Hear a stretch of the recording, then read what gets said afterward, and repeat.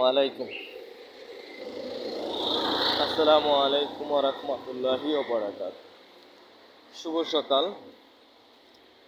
আমি এখন বর্তমানে আছি চকবাজার পুরানা কারাগারের রোডে, বকশীবাজার রোডে। তো আমি কয়েকদিন আগে কোনো এক ব্যক্তি প্রাইভেট গাড়ির হরেন মারা নিয়ে অনেক কথা বলেছে। ড্রাইভাররা নাকি 60% কানা, ড্রাইভাররা জানেই না হরেন মারা আইনগত অপরাধ। তো অনেক কথাই বলেছেন। তো আসলে খুবই দুঃখজনক এরকম একজন ব্যক্তি যে আসলে আমাদের হঠাৎ করে ড্রাইভারদের নিয়ে কথা বলা হয়েছে। তো তখনই আমি এই রোডটা দিয়ে যাইতেছিলাম রাত্রেবেলা। হঠাৎ করে এখান থেকে আমরা অনেক দিন ধরে, আমি দীর্ঘদিন ধরে আসা যাওয়া করে, দীর্ঘ 18 মাস। তারপরও এর আগে যারা ছিলেন তারা সবাই জানে যে চকবাজারের রাস্তা, এই রাস্তাটা কীরকম। তো এই রাস্তাটার ওই মাথায় একটা ময়লার ডাস্টবিন আছে। এখানে এত বড় সুন্দর একটা বিল্ডিং, এই বিল্ডিংয়ের সামনে এইখানে একটা ময়লা ফালানোর ডাস্টবিন ছিল। তো আমি এর আগে একটা ভিডিও বানিয়েছিলাম। ওই ভিডিওটা বানাইছি যে কারো নজরে বাজে না এই জায়গাটা ময়লার একটা রাস্তা, এরকম রাস্তা দখল করে এই টাইমে, এই যে ডিভাইডার, এই টাইমে যদি রাস্তা দখল থাকে ময়লার ডাস্টবিনে, তাহলে গাড়িটা কোথায় যাবে? তো হঠাৎ করে দেখি যে এখানে ওই ভিডিওটা করার পরের দিনই এই জায়গাটায় আমার ময়লার ডাস্টবিন নেই, বালু ফলাই দিছে এবং গাছ লাগাই দিছে, এবং সিটি কর্পোরেশন থেকে এখানে একটা বার্তাও দিয়ে দিছে। খুব ভালো লাগলো এই জিনিসটা আমার কাছে।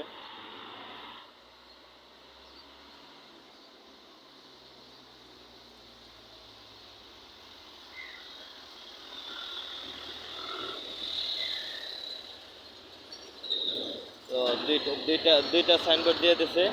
এখানে একজন লোক আছে, আমি আর কাছ থেকে জানতে চাবো। আসসালামু আলাইকুম। এই রাস্তাটা দিয়ে তো এখানে ময়লার ডাস্টবিন ছিল, তাই না? কতদিন ছিল এই ময়লা এখানে রাখতো, এই রাস্তা দখল করে? নাহলে 14-15 বছর। 14-15 বছর। এই 14-15 বছরের সমাধান আপনি কয়দিনে দেখলেন হঠাৎ করে? এই আজকে 4-5 দিন ধরে। 4-5 দিন ধরে। তো তার মুখ থেকে শুনতে পাইছেন যে 15 বছর ধরে এই জায়গাটা নাকি ময়লার একটা ডাস্টবিন ছিল পুরো রাস্তা দখল করা। এবং এই ডাস্টবিনটার সামনে কিন্তু আরেকটা আছে বর্তমানে, এখনও আরেকটা আছে। কিন্তু এই জায়গাটা এর আগে আমি যখন ভিডিওটা করি তখন এই ভিডিও করার পরে কারো নজরে বাজছে। তো তারপরে এই জিনিসটা হয়ে গেছে। আলহামদুলিল্লাহ, খুবই ভালো লাগছে। হ্যাঁ,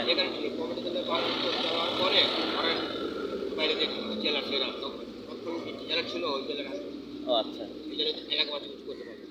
আচ্ছা, যাই হোক। তো এই ময়লার ডাস্টবিনটা আসলে ভিতরে ছিল, যে কমিউনিটি সেন্টারের ভিতরে। তো এই কমিউনিটি সেন্টারের ভিতর থেকে এরা এই রাস্তায় রাখছে। 15 বছর ধরে এই রাস্তায় যারা আসা যাওয়া করছে তারা অনেক ভোগান্তিতে ছিলেন। তো হঠাৎ করে ওই দিন আমি নিজের থেকেই অনুভব করলাম যে আসলে এই জায়গাটা আমি একটু ভিডিও করি। তো ভিডিওটা করার পরে ওই দিনকেই নজরে বাসছে কারো।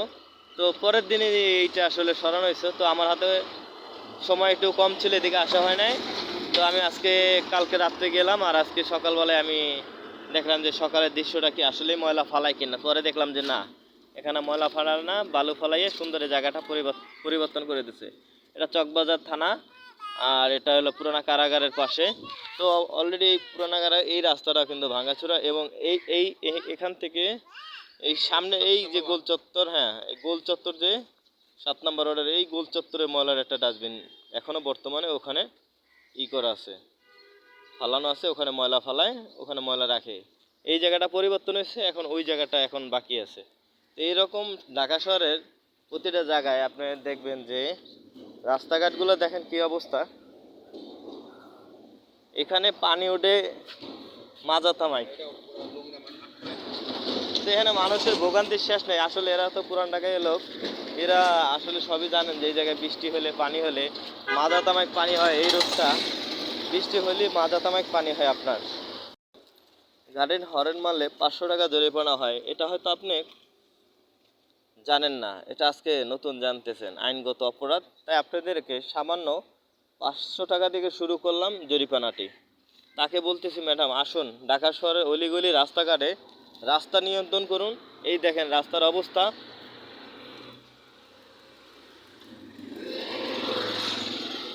এই হলো রাস্তার অবস্থা, এই হলো রাস্তার সাইডের অবস্থা। এই দেখেন এখানে একটা মানুষ পড়ে যেতে মরতে পারে, হাত পা ভেঙে যেতে পারে। এবং এই জায়গাটা দেখেন এত সুন্দর। ম্যাডাম, আপনি একটা চেয়ার পেয়েছেন, আসলে আপনারা নারী মানুষ হইয়া আপনাদের কাজ একটা, আপনারা করেন আর একটা। ঠিক আছে, যাই হোক, আপনি দেখেন এটা একটা, এই যে কি অফিস, এই অফিসের সামনে দেখেন আপনারা এই জায়গাটাও ভাঙ্গা, এই জায়গাটাও ভাঙ্গা। এই দেখেন, এই দেখেন, এটা যে মানুষ হাঁটবে, হাঁটার জায়গাটা ভাঙ্গা, রাস্তাঘাট ভাঙ্গা। এই যেন অফিসের সামনে ময়লা ফালাইয়ে যায়। এই দেখেন অফিসের সামনে ময়লা ফেলাই যায়। এই যে এই অফিস, এত সুন্দর অফিস, তাদের ভিতরে আরো বৃষ্টি হলে তাদের এই অফিসের ভিতরে মাজা তামাক পানি হয়ে যায়। আপনি এইগুলো এই পরিবর্তন না কইরা আপনি হঠাৎ করে চলে আসলেন,